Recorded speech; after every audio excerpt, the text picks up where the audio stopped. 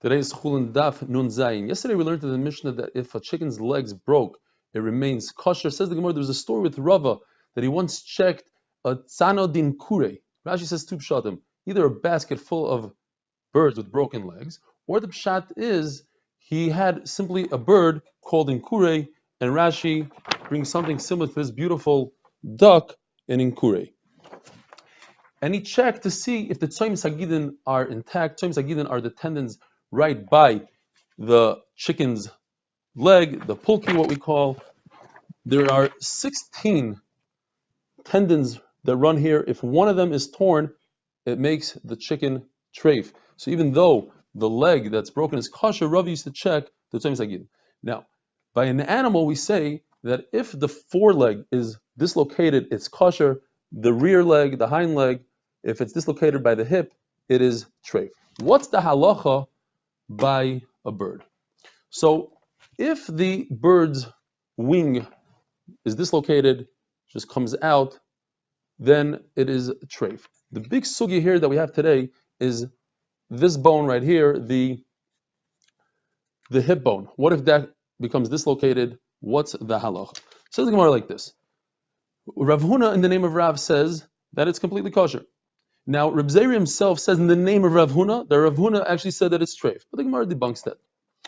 Rav Yehuda says, I heard from Rav, not like Rav Huna. I heard from Rav that it's treif. The Gemara says that's not true. What happened was, Rav Yehuda lived in Pumbedisa, and when Rav came to visit, he saw people eating these dislocated chicken thighs, and he didn't say anything. And from the fact that he didn't say anything, Rav Yehuda took that as if Rav held that it's treif. But in fact, Rav holds that it's kosher. Now the big question is, if Rav holds that a dislocated thigh bone on a chicken is kosher, so why does he hold that if there's a cut tendon on a chicken thigh, that it's treif?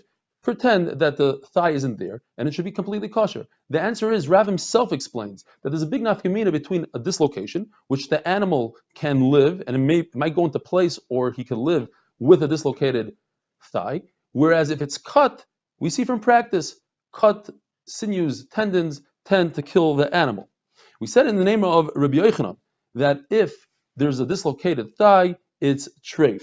Now the Gemara says Rabbi Yochanan himself wouldn't say this in front as Rebbe. Rebbe himself held that a dislocated thigh is kosher. The Gemara says a Maisa where Reb Chanina went with a chicken that had a dislocated thigh and went to Rebbe. Rebbe said this is kosher. He was so excited. He took the chicken, he salted the chicken to preserve it, and he ran around showing everybody this chicken. Rebbe said it's kosher. Rebbe said it's kosher. La halacha, says the Gemara, it is treif. A dislocated thigh is treif.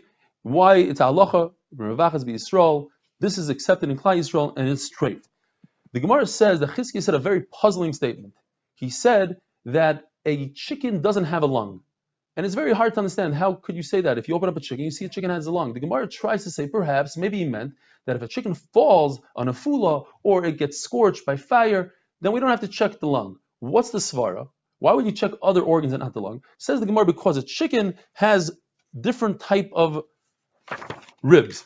Whereas an animal, as depicted by the Sichas Chullin, the blue represents the width of the rib.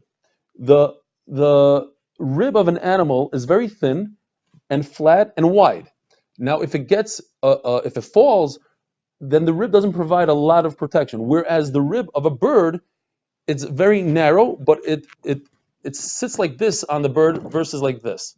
So therefore, it provides the bird with a lot of protection from a fall and also from scorching, because the lung is very far from the outside skin of the bird.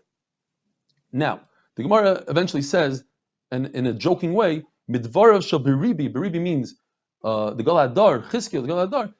Nikar sheni baki b'tana goyles. It seems like he has no clue what a chicken is. He's never eaten a chicken, and he doesn't know what a chicken looks like. Obviously, a chicken has a lung. Says the Gemara, the Reb Shimon bar Chalafta once made a splint for his chicken.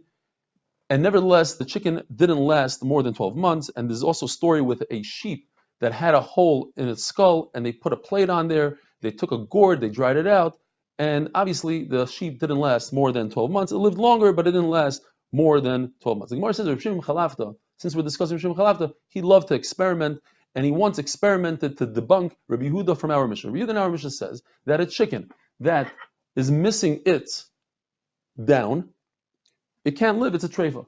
When Reb Shimon Chalafta did an experiment, he took a chicken that had no down, put him in an incubator of sorts, some sort of oven that had some heat. He gave him a nice coat, which was a coppersmith's apron that had embedded in it some copper which retained heat, it conducted heat, and therefore the chicken was warm, and not only did it live, but it reproduced new feathers which were even longer and stronger than the original ones. So you see that it's not a treifa, because anytime that you can cure a disease, even if you don't cure it, it's not considered a treifa.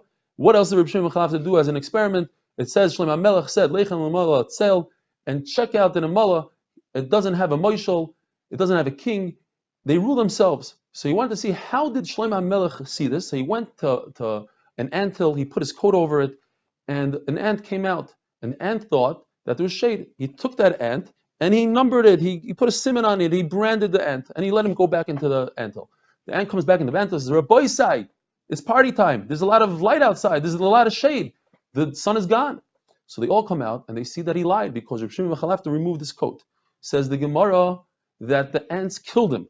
So he proved here, how did he kill him? If they didn't go back inside to ask the king, you see that they don't have a king. Says the Gemara, wait a minute, there's three reasons for that. Could be A, maybe they got a ruling from the king previously that anybody that lies about shade, Rahman al-Islam, should get killed.